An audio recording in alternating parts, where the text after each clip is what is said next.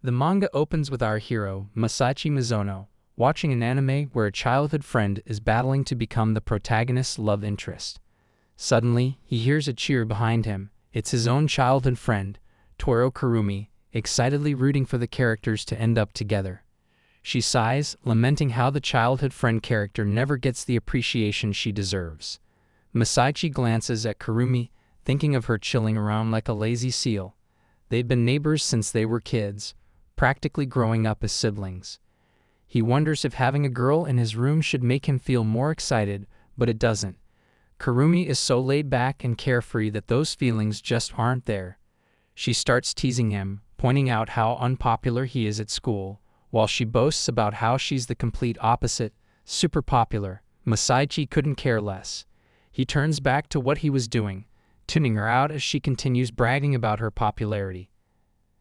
He can't wrap his head around the idea of her being so popular, but he can't confirm it either since they've been going to different schools since high school. Kurumi keeps going on about it, saying that since Masaichi doesn't have any friends at school, there's no way he has a girlfriend. Embarrassed, Masaichi tries to explain that he just doesn't have time for that. He's too busy with video games and anime. Kurumi seems satisfied with that answer, and since they were already talking about school, Masaichi remembers that classes start next week. But Kurumi tries to change the subject to video games, clearly wanting to avoid talking about school, and they end up spending the night having fun playing. When classes start, Masaichi is flipping through one of his books when he hears a familiar voice in the back of the room. It's Kurumi. Turns out they ended up in the same class. Masaichi is kind of stunned by how much Kurumi shines in public. Later, while he's buying a drink from the vending machine, he overhears some girls whispering that a boy from the soccer club is planning to confess to Kurumi. In the hallway, he hears boys talking about how cute she is. Even in the bathroom, two guys are excited because one of them got to talk to her. Back in the class, a girl compliments Kurumi's hair color and says she wants to do something similar to her own hair. Kurumi agrees it would look great. Masaichi is confused, wondering if they're talking about the same Kurumi. Then Sanda Surugaya gives a book to Masaichi and calls him, which he doesn't like. Surugaya remarks how cruel that is, and he'd respect Masaichi more if he tried to be a bit more careful. Masaichi warns him that the environment feels different from middle school. It's changed. Surugaya agrees and goes on to explain how all the boys attend a dull school, where the gray days seem endless. He asks Masaichi if he came to this school because he wants to experience things like that. But Masaichi doesn't agree with him. Surugaya wants them to work hard together, but Masaichi tells him to do it himself. His passionate gaze is fixed on Kurumi, noting that Surugaya teases him that he has already set his sights high. Masaichi doesn't agree, especially after hearing that several guys are already waiting to confess their feelings to Kurumi-san. He understands what's going on with her but still can't imagine they're talking about the same person. Surugaya suggests that he should start seeing Kurumi from a different perspective. Masaichi thinks it's better not to tell people they're childhood friends, as they would ask too many questions about her. Surugaya is talking about other girls, but Masaichi isn't listening. The scene shifts to his room where he's playing a game where his character is already dead. It's a game Kurumi wanted to play with him. He gets up to go to the mart and thinks about the challenges they'll face at the end of the month. He sees Kurumi and asks if she's still out so late. She responds, telling him not to act like her dad and that she only stays out late when she's with Yurura-chan and her other friends. She asked about his day, and he agrees it was fine. Then she teases him by asking if he likes her too, mentioning if he is falling for her as well. He jokes about whether she needs him to take a picture of her at home to share with everyone. She tells him to mind his own business. He mentions that he tried the game, and she yells, reminding him it's the one she told him they should play together. He admits he's not very good at it because the game is difficult, and he keeps dying. She replies it's because they haven't spent time in her room in a while. She wants to go now, but it's already late. They decide to do it the next day. He tells her he'll see her tomorrow, and she wishes him a good night. Back in his room, he thinks that for someone who stays up late, she sure stands her ground. The scene shifts to class where everyone is talking and gossiping, but Masaichi remains quiet. After school, he heads to Tornado, the store. It's Saturday night, early in the morning, and the stock hasn't been decided yet. He has no choice but to line up tomorrow morning. Just then someone calls him and asks if the bag is from Tornado, the one near the station. Kurumi remarks he made a cute girl wait and asks if he got anything. He replies that she's the only one who made him wait, otherwise he would have already gone home if she hadn't called. She smiles and says, "Surprise." He jokes back, saying it's just a neighbor across the street. She corrects him, saying she's not just any neighbor, but a super cute one. He'd ask what they're going to do now, and she suggests they take a walk. They head to the riverbank and sit down. Masaichi remembers when he used to play by this river as a kid with Kurumi. She asks him what's been going on today. She mentions that she hasn't been hanging out with him lately because she thought he'd feel lonely. Masaichi assures her that she doesn't need to worry about that, especially if that is the reason. He'd been in his room playing a game. She'd asked if anything happened at school. She brings up that someone in class called her during lunch, asking if she had taken her boyfriend. When he asks for more details, she explains that lately, whenever she's out with her friends, there's always some nosy guy around. One of them even comments that she can't tell if one of them is her boyfriend. Kurumi adds that she clarified, but she still doesn't quite understand. He says it can't be helped and it wasn't intentional. She admits she's been dealing with a lot of problems. Masaichi, feeling like her childhood friend, wants to do something to help her, but if it's love, what can he do? So he asks her to suggest something. She reminds him that they've known each other since they were kids. Then she suddenly asks if he wants to go out with her, which makes both of them blush. Masaichi feels confused by what she just said and asks if she likes him. She's caught off guard but explains that she does because it gives her a chance to spend time with him after school and during holidays. He points out that they barely hang out these days. She replies, as expected, he must feel lonely. He quickly clarifies that's not what he meant. Then she suggests they pretend to be a couple. Masaichi is startled and asks what she means. She explains that it would be fun to hang out freely, and it would also keep other guys from bothering her. He still can't believe it and repeats in disbelief, wondering if she really means a fake couple. Kurumi nods and insists on her idea, but Masaichi tells her it's impossible, leaving her surprised. When she asks for his reasoning, he explains that what she's proposing feels strange to him. Masaichi flat out refuses, catching her off guard. She tries to convince him by saying she would fend off all the guys wanting to confess to her. However, he can't help but think that since he's never been in a real relationship, everyone would immediately see that they're faking it. Plus, pretending like this would eat up all his free time. Kurumi notices his hesitation and asks if he's in love with someone. Masaichi denies it, but Kurumi, getting desperate, insists that nothing would change between them even if they pretended to be a couple. She acknowledges that other guys might get mad if they found out Masaichi was dating her, which only makes him more determined to refuse.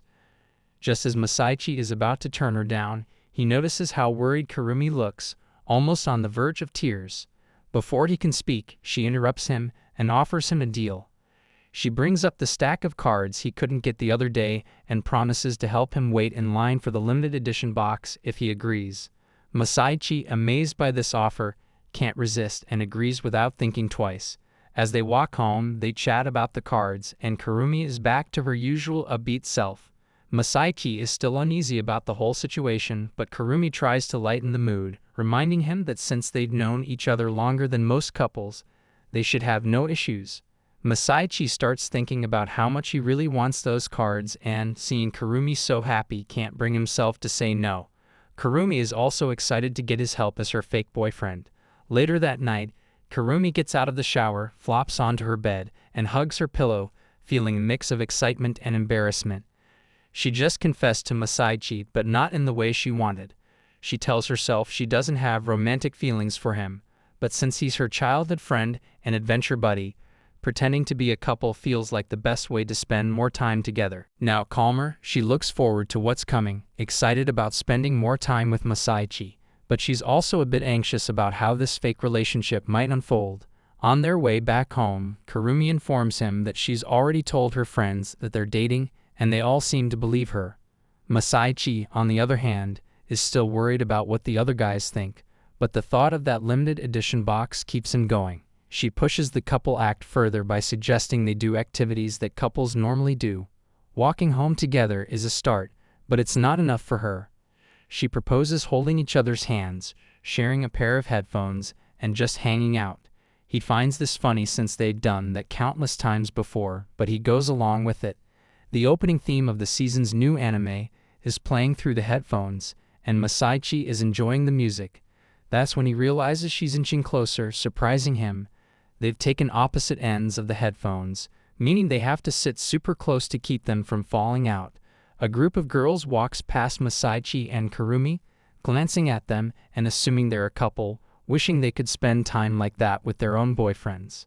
Masaichi immediately shakes his head aggressively, yanking Kurumi's earphones out in the process.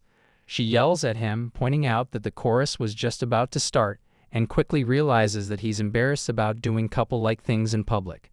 She teases him about it, but he tries to excuse himself, saying the cable is too short and they should switch the headphones sideways instead.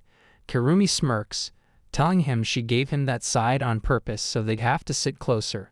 She continues teasing him, enjoying how flustered he gets. Then she comes up with a game. If Masaichi can't do a normal couple things, he'll get a punishment. She's thinking of something simple, like making him buy her candy, and dares him to accept the challenge. Masaichi, not wanting to back down, agrees. The first thing she does is call him by a cute nickname, Ma-kun, which leaves him speechless. She laughs and reminds him that, as her boyfriend, he should come up with one for her too. Masaichi struggles to think of one, mumbling something too quietly for her to hear. He finds it embarrassing to call each other by pet names. Kurumi teases him again, warning him about the punishment for not acting like a real couple. Embarrassed but determined, Masaichi tries his best to say the nickname out loud. Kurumi, getting closer, urges him to say it again, but when a group of kids walks by, she gets flustered too, and quickly changes the subject to the weather. Masaichi, seizing the moment, strikes back by calling her by the nickname Toiron in front of a group of passing girls. Kurumi turns bright red, but Masaichi keeps doing it, teasing her until she loudly complains that it's too embarrassing. Later, she apologizes for pushing him so much. They'd agree to add a new rule to their fake relationship: no more fighting over nicknames. From now on, they'll just call each other by their normal names like usual. Kurumi has some things she wants to tell Masaichi under the cherry blossoms, but he thinks all these couple-like activities feel unnecessary. Plus, it seems like people around him are getting jealous now that he's supposedly dating Kurumi-san. They're all saying how lucky he is to be going out with someone like her, and they can't help but wish they could date a cute girl like that too. Masaichi tosses the ball, which surprises Surugaya, and he mentions that the ever-adored Kurumi has a boyfriend now.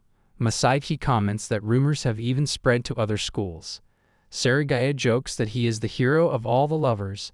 Masaichi laughs, musing that the rumors are spreading faster than expected, just as they planned. Kurumi's popularity is no joke. Then the scene shifts to Masaichi's older sister Serena. She mentions that she heard about them dating and brought them some pudding. Kurumi asks where she heard that, and Serena states that she overheard people talking about it in the city, mentioning how a beautiful girl from Myoko has a boyfriend. Masaichi feels a wave of nervousness when she asks if the rumors are true. Suddenly she shouts, inquiring whether they're actually dating. She admits she's just curious about the kind of guy Toro-chan would choose. Masaichi can't help but question why she had to pick someone like him, remarking that both his looks and personality are pretty average at best. Kurumi answers instead, questioning how she could be so cruel to her own brother. Then, with a smile, she confirms they're dating, adding that she's genuinely happy to be with Masaichi and enjoys spending time with him. She asks Oni-chan to take care of her from now on. Hearing this, Serena hugs her so excitedly, showing happiness for her.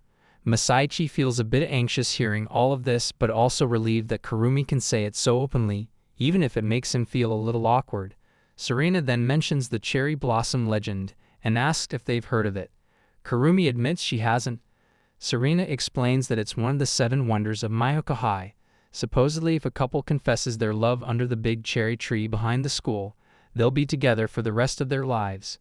Kurumi shrugs, saying she's never heard of that, while Masaichi jokes it might just be an old urban legend. Serena teases Masaichi, asking if he's looking for a fight after all this time, and Masaichi laughs, saying he just wants to play video games instead. Kurumi, however, is curious. Even though she doesn't believe in the legend, she thinks it would be fun to try. She asked Masaichi to be her boyfriend to avoid unnecessary problems, but still, she is curious about how it feels to have a real relationship. She mentions to Masaichi that they should go there to look more like a real couple. She doesn't want her friends to ask if she's already been there with her boyfriend, and have no answer. Realizing she might have said too much, she admits she's being a bit selfish, but doesn't know what she'll do if he rejects her. After contemplating for a moment, he agrees to her, making her excited. He gets up to head to the tree while this kindness impresses Kurumi. They both head out, carefully making their way to the spot. There's no one around when they arrive. She notices Masaichi is acting a bit strange and teases him, saying he might be nervous because they're in a couple's spot. Masaichi is definitely nervous but denies it. She then asks if they are supposed to talk about love under this cherry tree. Masaichi, caught off guard, repeats, "Love?" Kurumi reminds him that it's his turn, and Masaichi asks what she means. She explains that, according to the rules, the boyfriend has to go first. Masaichi is confused because he's never heard of such a rule. She urges him to hurry up, saying they just need to exchange a quick love message with each other. Feeling even more nervous, Masaichi awkwardly blurts out that he lost his pencil, trying to dodge the moment. Kurumi, however, insists it's still his turn, saying he'll be punished if he doesn't get it right. Finally, Masaichi says that he likes her and that he loves her. His sudden confession catches Kurumi off guard, leaving her blushing and confused. She knows they're just pretending to be a couple, but Masaichi's words sound so serious. Flustered, Kurumi responds that she likes him too, admitting for the first time to anyone that she has feelings for Masaichi. She feels weird, but Masaichi looks incredibly happy. He tries to switch the topic, suddenly rambling about how the manga 11 is his favorite and how its sequels just keep getting better. Kurumi, still caught in the moment, is slightly confused by the sudden change of subject. Masaichi remarks that they're supposed to be discussing love under the cherry tree, which is why he expressed his feelings for Suraku. Kurumi, growing slightly annoyed, tells him it would make more sense if they actually talked about love itself. Unfazed, Masaichi casually suggests that she could try reading Finst instead if she's not a fan of Suraku. Frustrated, she backs off, realizing things aren't the way she had hoped. Afterward, they are sitting in class when Kurumi asks if she left her clothes at his house, and when he confirms it, a nearby guy overhears, quickly telling his friend that she's already leaving clothes at Masaichi's place. Thinking it's too soon for that, as they walk away, another guy mentions seeing them the other day, and noting that they weren't even holding hands. He points out that Masaichi was walking so fast that it looked like he was leaving Kurumi-san behind. It seems to everyone around them that their relationship just started, but there's something strange about how they act together. Masaichi realizes that people are watching them and feels like he's let his guard down. They've been acting too much like childhood friends, which is drawing attention. Since Masaichi isn't used to being the center of attention, he becomes uneasy. He knows that if he doesn't handle things carefully, their fake relationship might be exposed. Despite his discomfort, Surugaya reassures him, implying that most people are probably just jealous, and offers his support. Masaichi appreciates the support but is confused when Surugaya jokes that his happiness might come from spending time with Kurumi and their friends. The comment leaves Masaichi questioning their friendship, as he doesn't recall ever considering Surugaya a close friend. Meanwhile, Surugaya insists that they've always been like soulmates, bonding over anime for as long as he can remember, leaving Masaichi amused but slightly baffled. He says he wants to check if Kurumi is the right fit for him, and questions whether it's okay to introduce him to some of her friends. She arrives fully backing this idea, leaving Masaichi confused as she seems to be playing along with the whole situation. She mentions talking with Urura-chan, and starts insisting on introducing him as her boyfriend. Masaichi, a bit annoyed, plays along with the idea, suggesting they be cautious so they don't get found out. Kurumi agrees, and soon everyone is gathered during their break. She mentions that since they're in the same class, introductions might feel a bit odd, but still she proudly presents herself as Masaichi's girlfriend. Surugaya responds, already familiar with Kurumi-san, and thanks her for taking care of Masaichi, saying it's a pleasure to meet her. Kurumi suggests that since they're all classmates, they should get along well. Masaichi nervously introduces himself, mentioning that he recently started dating Kurumi. Urara, one of Kurumi's friends since middle school, watches Masaichi closely, evaluating him. He feels like he's being judged, especially as Urara continues to observe him with a serious expression. He wonders how they're supposed to handle this situation, and the pressure makes him feel awkward. Surrounded by a group of girls, Surugaya briefly thinks about how cool it would be, even if there weren't an equal number of boys and girls. He contemplates how it might have been fun even if they had more girls in the group, but Urara quickly reminds him it wouldn't make sense without Masaichi around.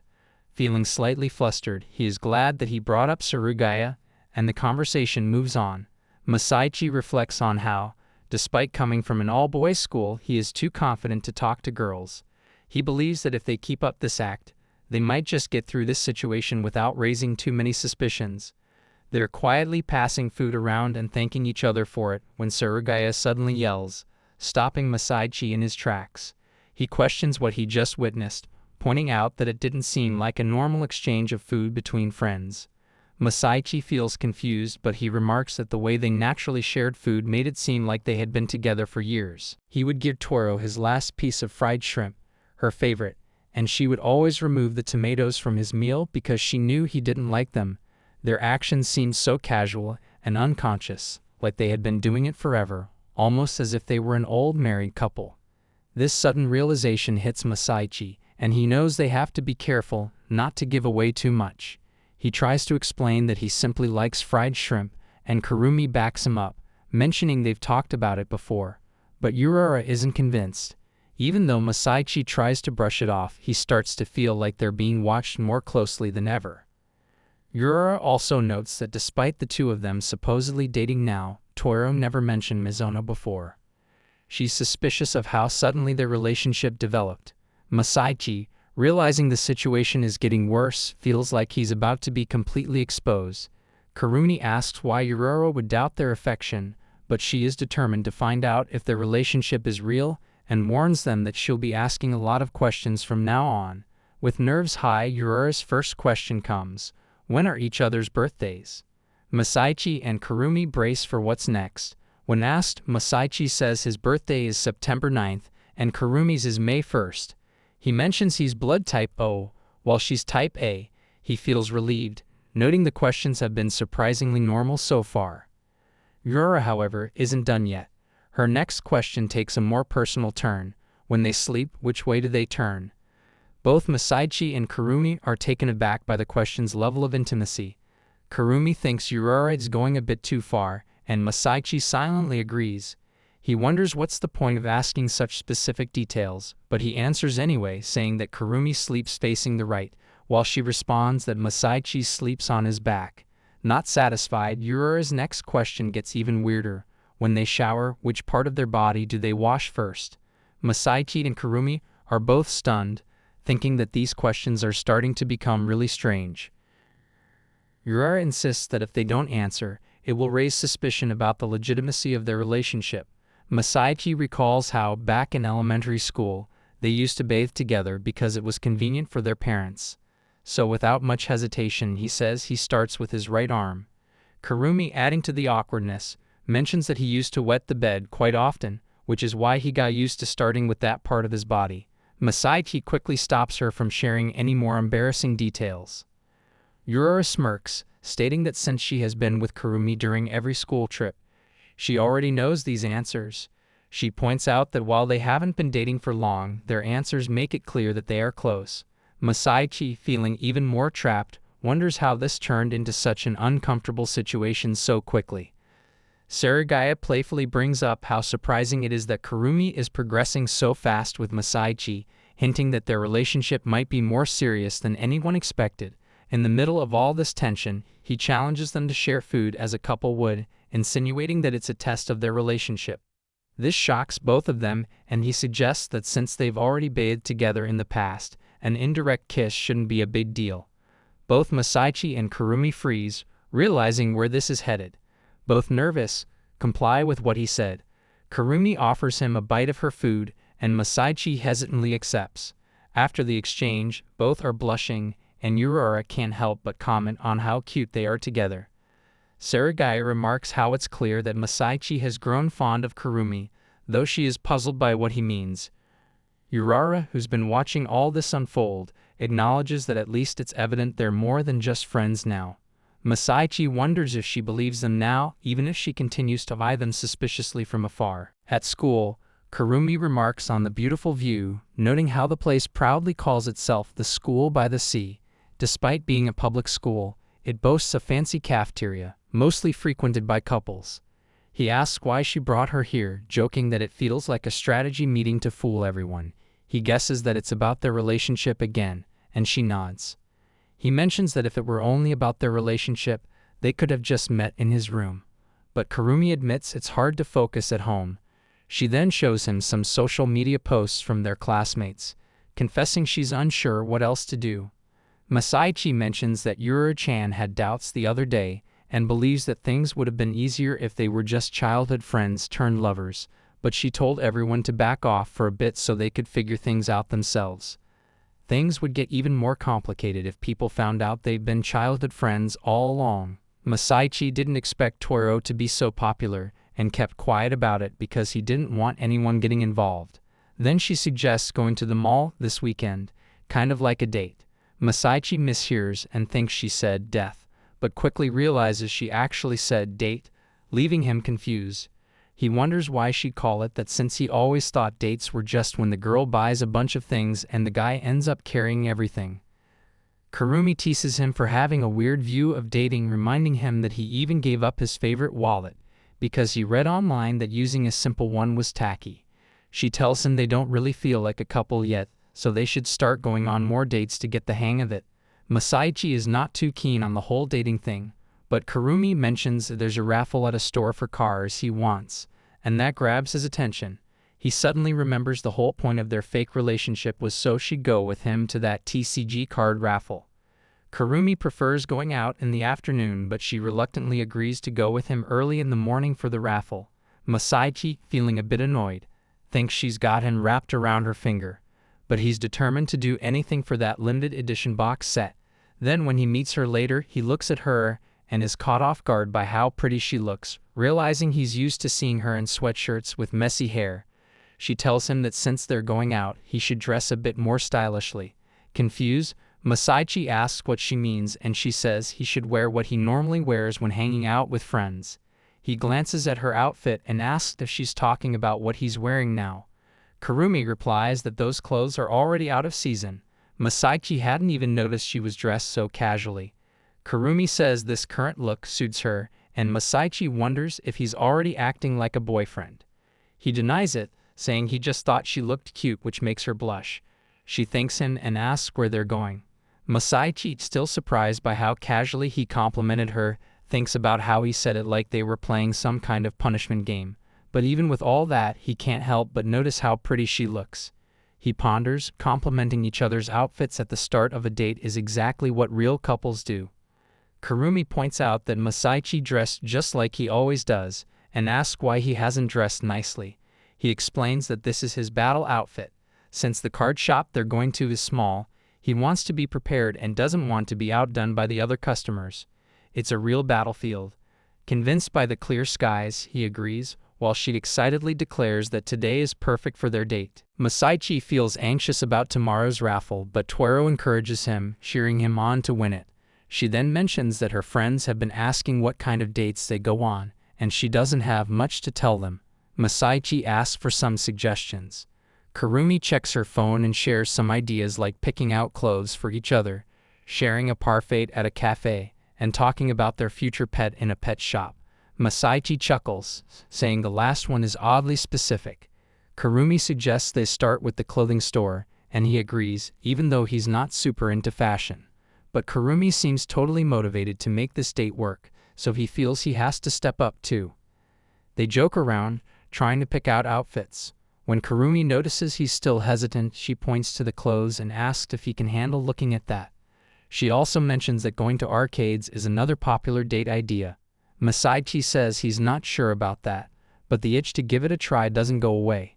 He decides he's okay with the date plan they came up with earlier, and Kurumi suggests they try it again next time. She cheers him on for the game they're about to play, and Masaichi responds that it's his dream to try out the arcade version at least once. Kurumi makes things interesting by saying that whoever loses has to treat the other to ice cream.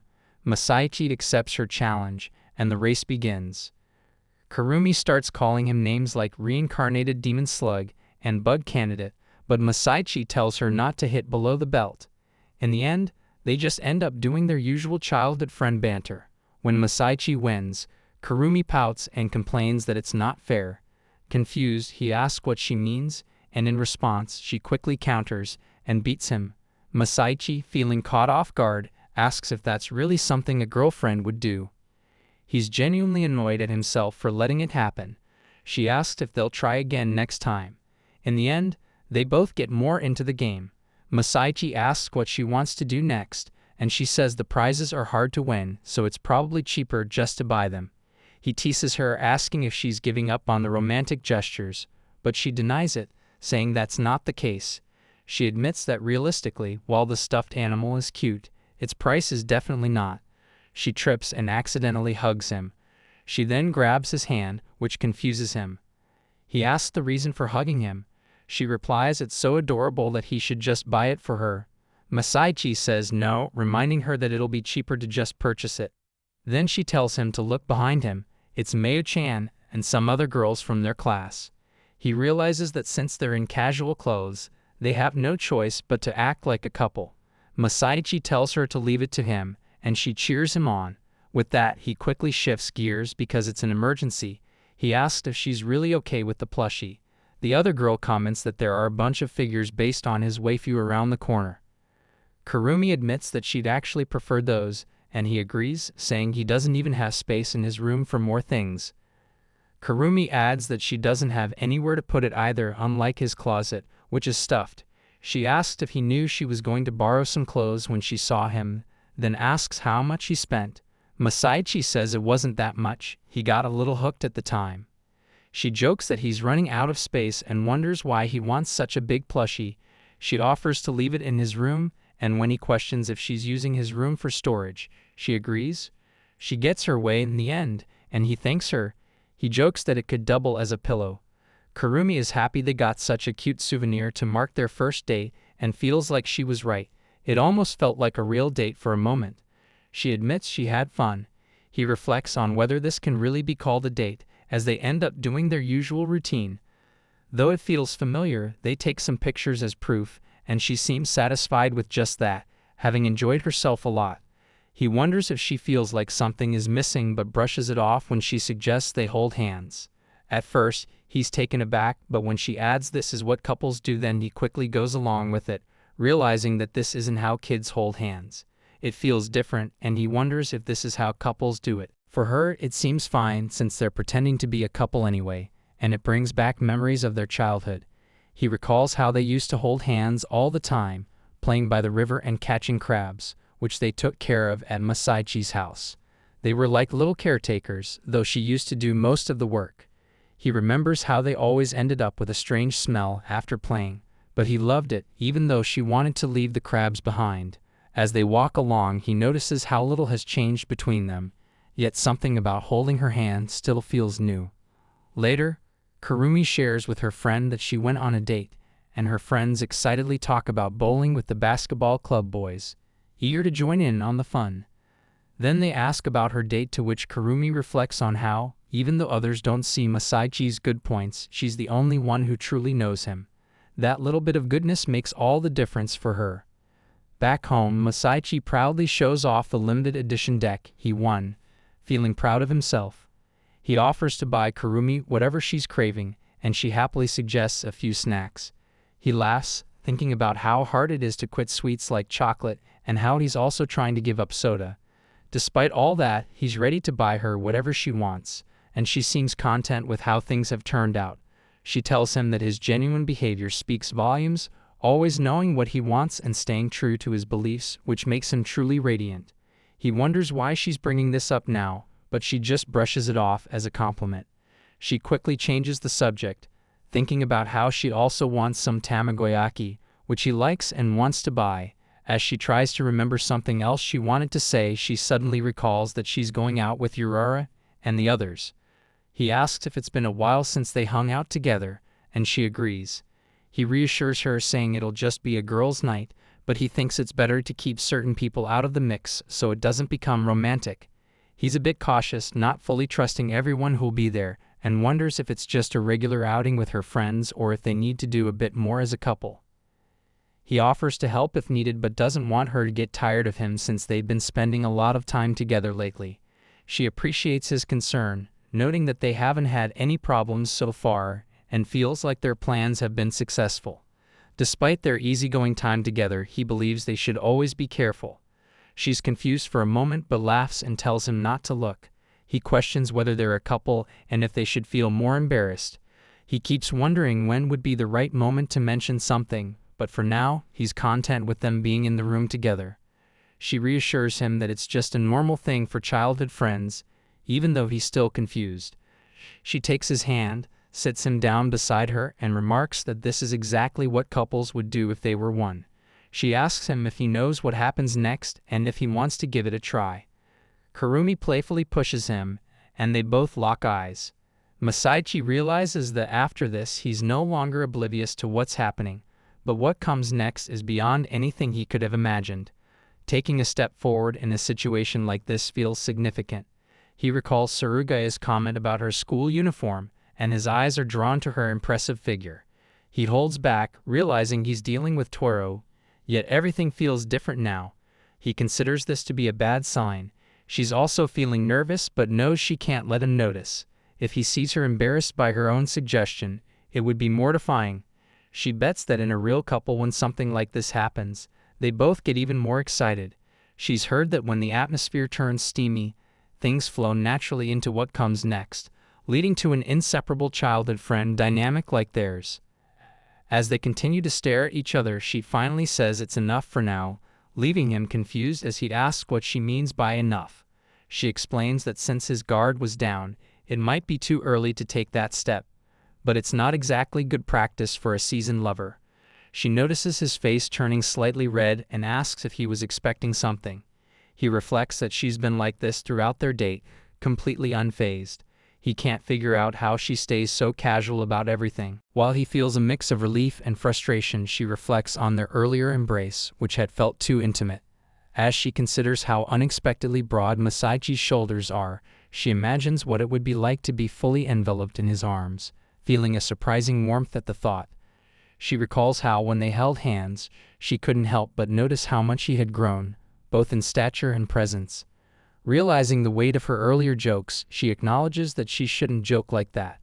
She suddenly gets up and urges him to go shopping again, but asks him not to treat her like that this time, pointing out that they are not a real couple. The next day, Masaichi's sitting in class when he receives a text from Toro, letting him know that she has something to take care of after school and will be heading out first. The teacher announces that everyone needs to hand in their notebooks.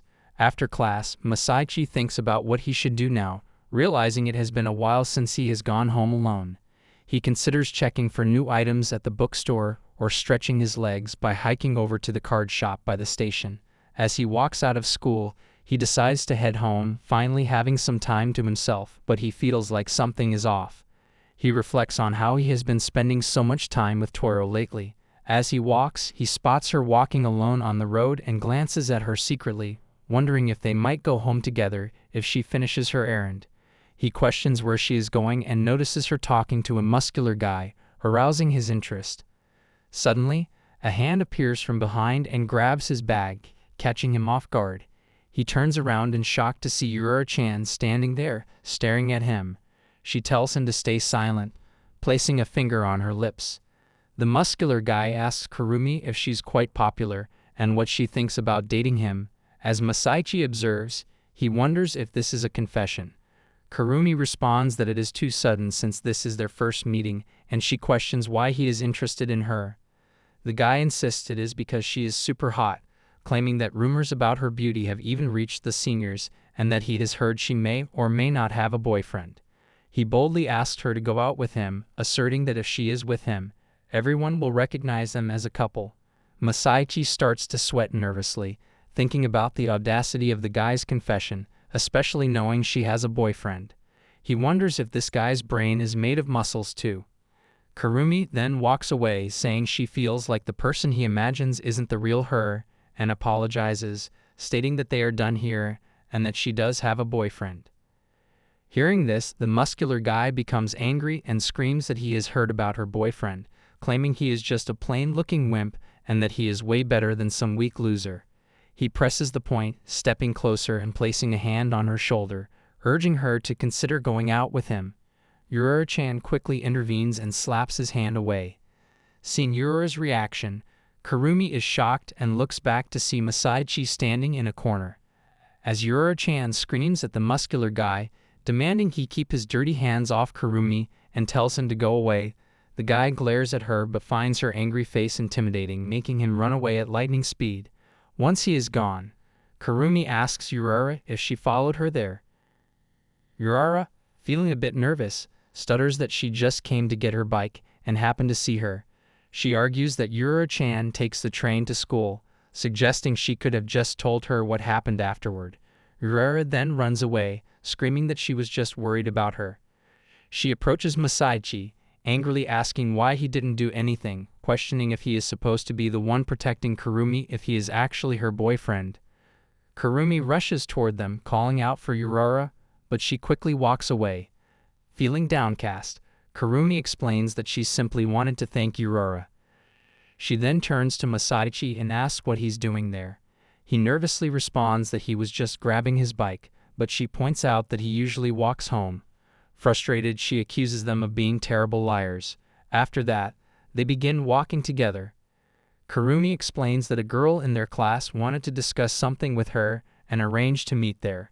However, she was surprised to find the guy instead. She suspects the senpai set this up, calling it a waste of time. Concerned, she looks at Masaichi, who walks silently beside her. She calls his name, and he hesitantly asks if she thinks she should have refused the senior's confession. She questions him about the confession, insisting it wasn't even one since the guy was alone doing squats when she arrived. The first thing he said was that squats are great, comparing them to quality time with your muscles. Kurumi finds him strange, and Masaichi quips that it sounds like something you'd hear before a boss fight. Baffled by the situation, she smiles, humorously suggesting a comparison. She adds that the guy smelled like cigarettes and declares that delinquents are an automatic no. Masaichi agrees, saying he's not even worthy of being called a musclehead. Kurumi seriously nods, noting he doesn't seem serious about his muscles at all, betraying his image.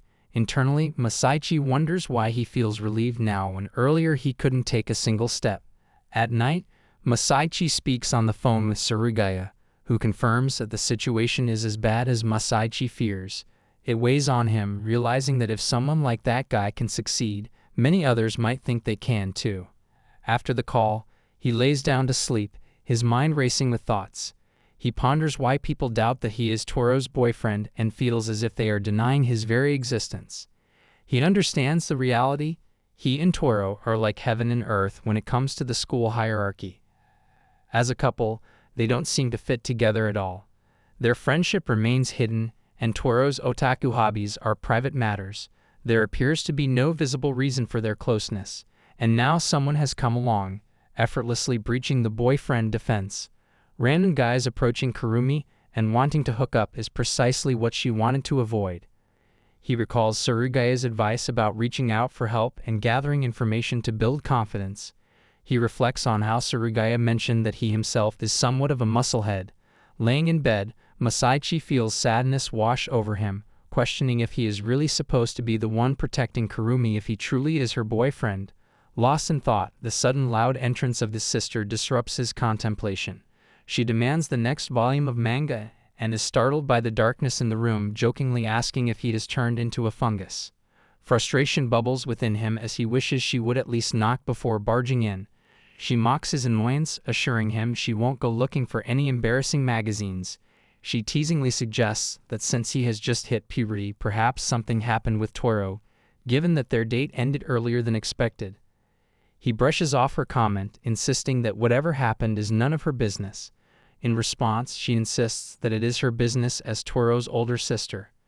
She understands why he might feel anxious about having such a cute girlfriend and thinks it's natural for him to be holed up in his room. Considering it, She reminds him that Kurumi has said she loves spending time with him. As she gathers multiple editions of manga, he pushes her toward the door, offering to lend her the whole series. She protests, insisting she doesn't need all of them. He declares his intention to go next door for a bit, surprising her but eliciting a smile as she thinks about their youthful connection.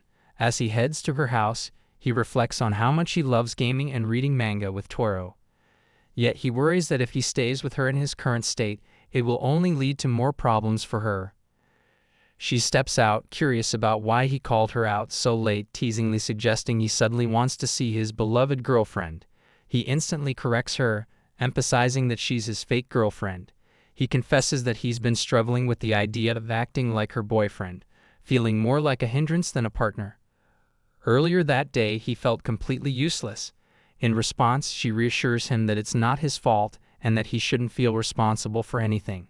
Internally, he wrestles with what Toro expects from him but tries to focus. Gathering his courage, he looks at her and calls her name, admitting he wants to be a man worthy of her.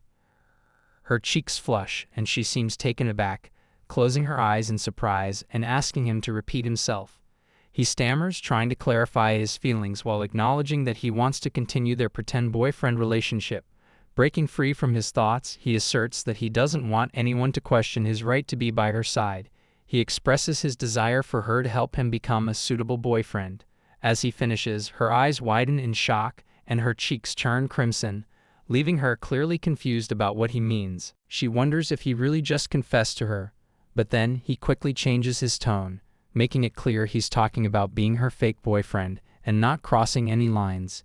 He just wants to take his pretend boyfriend role seriously, which makes her a little disappointed. She can't help but think he's overreacting a bit.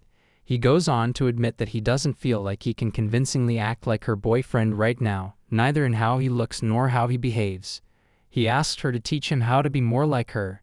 She's confused at first, but he explains how, despite being a bit of a sweet-toothed otaku, she's popular when she's in the spotlight and people genuinely like her. He says he wishes he could be more like that. She gets it, but also knows people talk about them behind their backs now that they're dating. People only see the surface and don't get how great he actually is. She asks if he's really sure about this, and he quickly assures her that he'll do his best. It's important to him that they start his makeover so they can enjoy their time together without interruptions. She's surprised by his seriousness. Although he leaves room for flexibility, saying they don't have to go all out if she's not ready, she smiles, feeling happy about his commitment. Inside, she's relieved. She thought he might want to end their fake couple status. Instead, he's willing to change for her, which catches her off guard. She realizes this could be her chance to help him become her ideal guy. An idea strikes her. Why not use the upcoming field trip for his big reveal? Instead of changing his look immediately and risking awkwardness, they could surprise everyone when he shows up in casual clothes. With most guys not looking their best, it would be the perfect moment for his transformation to shine. She's pumped, thinking this is the perfect moment to introduce him as her boyfriend. He nervously agrees, saying he'll follow her lead. They've only got 2 weeks until the trip, so they need to get ready right away. As they walk home and say goodnight, they both hold their breath. Kurumi's thrilled. She can't believe she gets to make Masaichi into whoever she wants now. Even though she told him he was fine as he was, she's already planning out what to do with his hair and style. She lies down, excited that the day has finally come when she gets to do this. On the other hand, Masaichi is already regretting his decision. He wonders what he was even thinking when he said all that about being a suitable boyfriend. He sees this as a dark moment and hopes no one ever finds out about his embarrassing slip-up. Meanwhile, Kurumi checks her phone and reminds herself to get some sleep so she's ready for tomorrow, while Masaichi just sits there, stressing over what he's gotten himself into. The Masaichi Mizuno makeover mission is now in motion, aiming to solidify his role as the camouflage boyfriend. However, it's not without its challenges. Kurumi, holding a pair of scissors, moves toward Masaichi, who immediately panics. She carelessly brushes off his concerns, declaring that his hairstyle is the first thing they need to fix. His hair has grown too much, and it looks like a helmet, dense and unruly. Her words dampen his spirits, though she's unaware of the effect, laughing as she plans to give him a fresh, clean look to improve his image. Kurumi takes control, preparing to cut his hair without hesitation. He slowly accepts the situation and instinctively reaches for his phone to make an appointment. But Kurumi's frustration grows as she reminds him that as a childhood friend, she should be the one to handle this. She insists they should save money where they can, given their other shopping plans.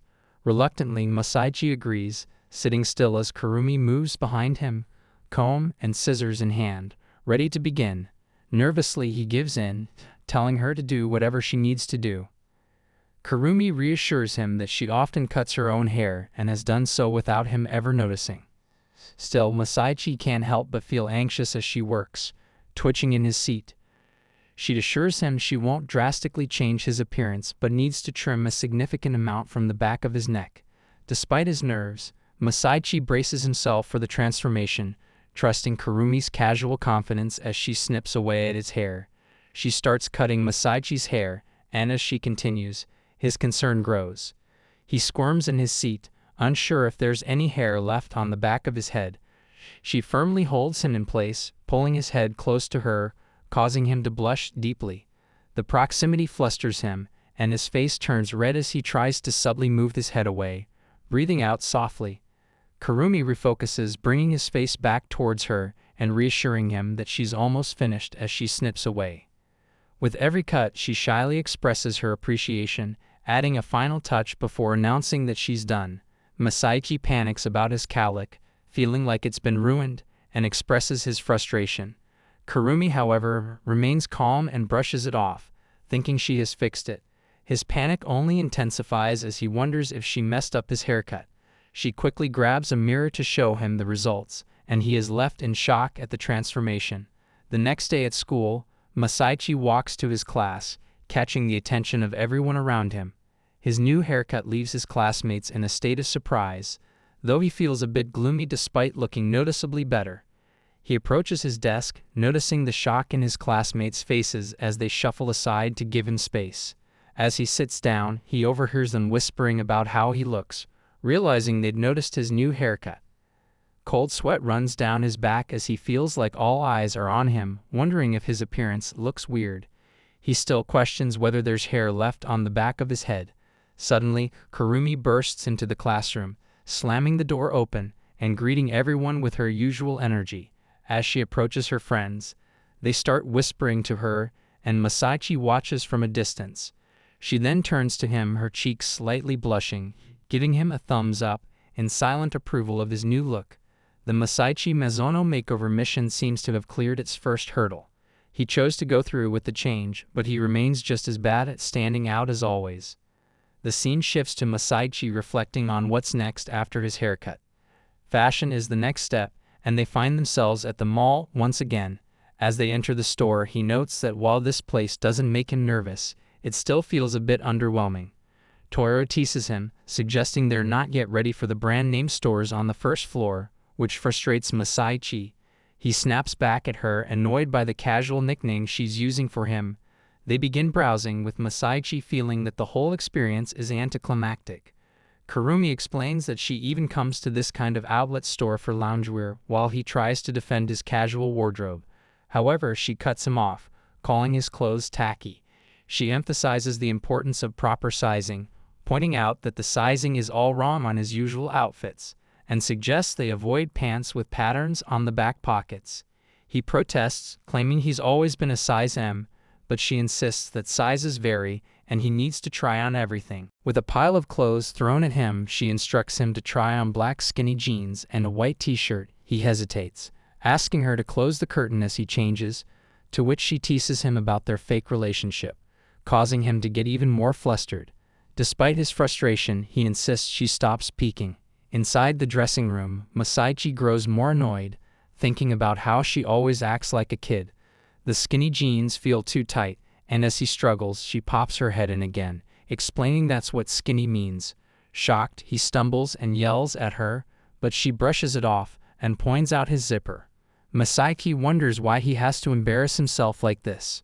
When he finally steps out, she admires his look, complimenting his thin frame and deciding the black skinny jeans suit him well.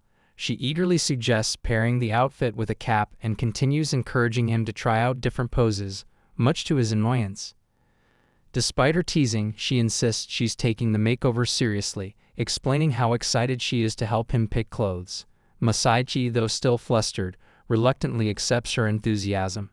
Kurumi shyly adds that this whole experience feels like they're a real couple, making Masaichi even more flustered. He admits he doesn't know what a real couple feels like, unsure of how to respond to her suggestion. After completing their shopping, she announces that his wardrobe for the school trip is now sorted, and Masaichi heads back to change, wondering if these simple clothes are really enough. He reflects on Kurumi's earlier comment about wanting to make her boyfriend look cool and reminds himself to emphasize the fake nature of their relationship. As they leave the shop, Kurumi asks how they're doing with funds, and he tells her he has about 10,000 yen left. She advises him to save it for accessories and skincare items, leaving him thinking about how challenging real life can be. Just as she turns to ask him something, he prepares to speak as well. She lets him go first, and Masaichi admits he'd like to find a hat to match his new clothes, despite feeling tired. Amused, Kurumi asks if his fashion sense has finally awakened. Masaichi reminds her it was her idea to get a hat in the first place. He's just curious about how his final look will turn out. When she agrees to look for a hat on the third floor, Masaichi can't help but wonder what Toira was about to discuss with him earlier. Here I am, know it's been a while.